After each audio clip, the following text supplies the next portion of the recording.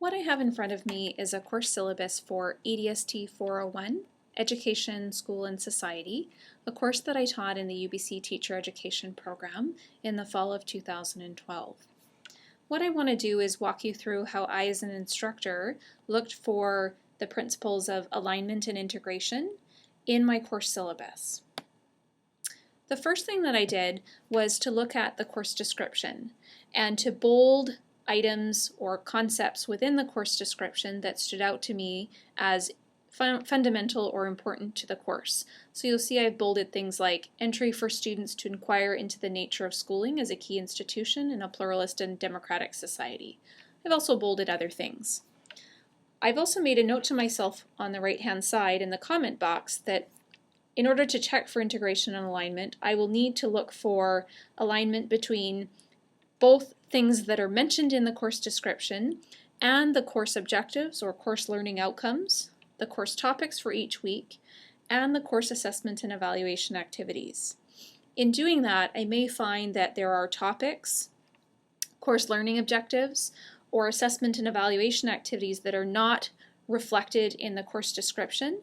Similarly, I may find that there are things within the course objectives or things within the assessment and evaluation activities that maybe should be represented in the course description.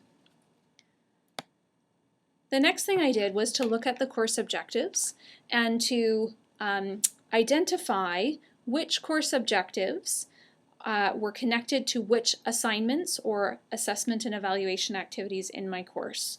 You'll see that in doing that, I've noted here that learning objective number 3 and learning objective number 6 were not reflected in my course assignments. This is something that I may want to think about as an instructor, because if I'm not providing opportunities for students to demonstrate their learning through evaluation activities with some of these course objectives, then maybe I want to revise my assignments to actually include opportunities for them to demonstrate their mastery of these course objectives, or maybe I want to remove some of these course objectives because they don't accurately reflect what I'm actually assessing and evaluating in the course. The next thing I did was to look at the course structure. You'll see that I've bolded here that the course involves a combination of mini lectures, small group in-class activities, and discussion of assigned readings. What I've noted to myself is that I might want to think about how these activities help the learners actually achieve the course learning objectives. So that's something for me to think about as I look for integration and alignment within my course syllabus. The next thing I've done is to look at the particular classes within my course, so class number 1, class number 2, etc., and to identify the large topic areas that are being introduced in each class. So you'll see here in class number 1, I've bolded that the focus is on school and society, competing purposes of education, and schooling and citizenship.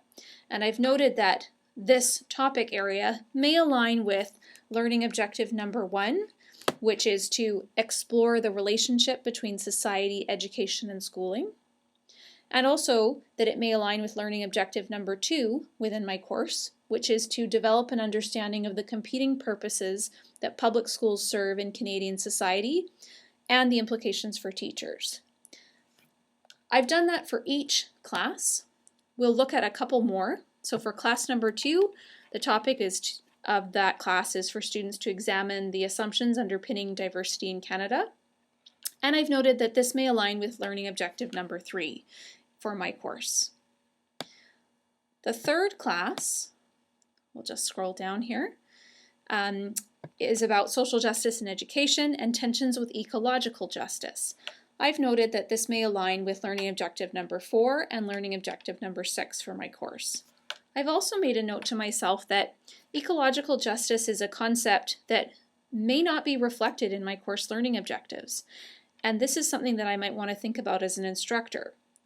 I have two choices. One is to go back to my course learning objectives and to revise what is already included in my objectives to include some understanding of ecological justice or some mention of ecological justice.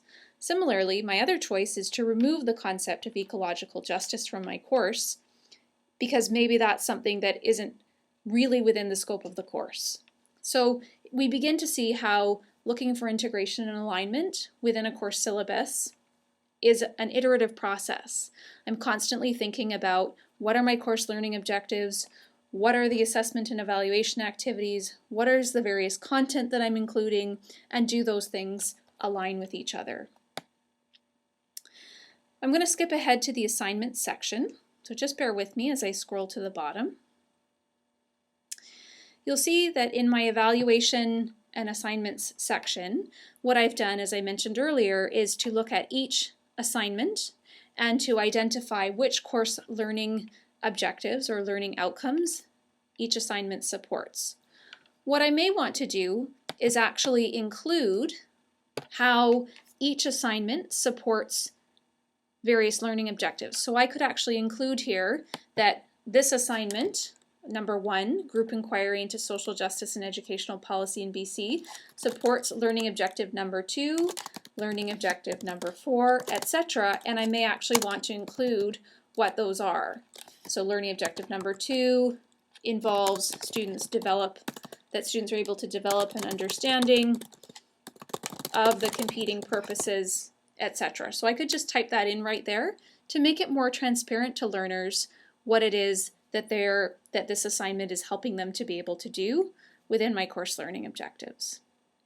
So in summary, looking for integration and alignment within a course syllabus involves looking at both the course description, the course learning objectives or learning outcomes, the various topics within the course, and also looking at the assessment and evaluation activities. You may also want to consider the various learning activities that you've included and how those support integration and alignment within your course.